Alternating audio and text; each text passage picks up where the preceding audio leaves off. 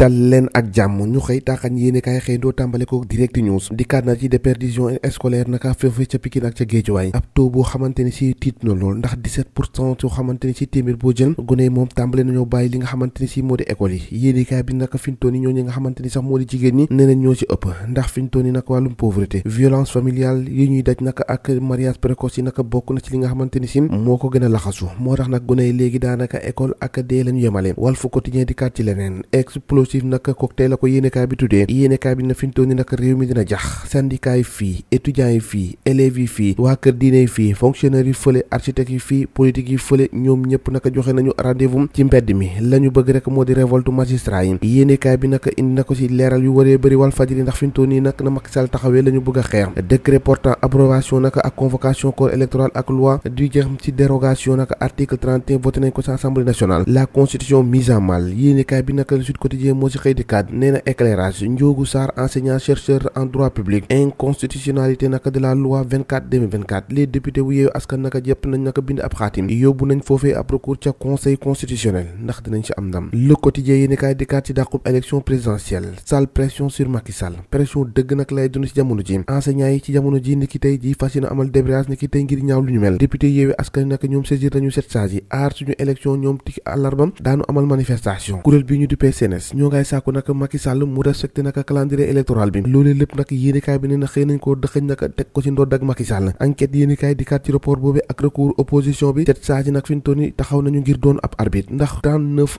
députés yoo xamante ni si ñu ngi bokk ci Yewwi Askan Wi jàpp nañu saisir conseil constitutionnel ci base article 75 bu constitution bi Yewwi Askan Wi naka fi ñu toll nii taxaw nañu sel naka moom taxawu naka allié nag ak PDF Thierno Alassane Sall feek ak merci boole ak fekkee ma ci boole ñoom ñëpp naka taxaw nañu va-t-on vers un recours bu article 52 bu constitution ak bu président Sall laaj la woo xamante ni si yéenekaay bi xëy na koo fësal société civile les enseignants et le patronat se ligue les ko yéenekaay moo ko xëy fësal nee na fi ñu toll ñoom ñëpp amul kenn ko xamante ni si ànd na ci dàqub élection yooyu nga xamante ni Macky Sall jot na koo dem nee na nag bu alliance di booloo def benn ak géré ak intérêt yi nga xamante ni moo lalu tey jii daanaka lu si bëri moo yàq ànd bi ànd boobee dina jafe ndax ñii dañoo jaar fii ñii jaar fa ca des la chronique de Jules nag jot naa joxe ab chronique Macky ak rapport élection présidentielle nee na président Macky Sall ak njabootam ñoom nag déménagé nañ ba noppi foofee ca Maroc au palais on parlait de fake news ak yéenekaay bi ne APR joxe na ab bouclier ngir rek aar li nga xamante ni si moo di Macky Sall yéenekaay bi ne que justice pour tout casser la justice pour tout casser yéenekaay bi xëy na koo fasal sur attention ça peut déborder yéenekaay bi ne ni ki aju mag tey ji lu ne mun naa xew ndax na ko gars yi joxante naka bu rëccee naka lu ne mun naa sàmbala loolu naka mun na indi guuta dëgg si réew mi ñaari recours naka ci table conseil constitutionnel waa Yewwi Askan Wi ak benn groupe boo xamante ni si Thierno Alassane Sall waa PSP ak député yu taxaw naka bokk nañu taxawee ne ngir dem ca conseil constitutionnel joxe li nga xamante ni si moo di seen recours ndax nañu jàppee ne noonu la Macky Sall bëgg a dàqee élection yi dafa yomb torop l'observateur ne Macky Sall naka carrière am international boo moytu naka ñàkk nañu ko ndax la mu def naka daanaka yàq na ak uyam woo xamante ni si boo moytu ëllëgam naka dina am ay jeexi jaaxa bu bëree bëri ndax la mu def ci élection yi naka moo daanaka moo naqar di ñëpp la tax kon ba yéene kaay ni fi ñu tooni Macky Sall ëllëgam fi ñu tooni lëndëm na ñuul koko nag ni ki tey ji moom la gaay yu bëgg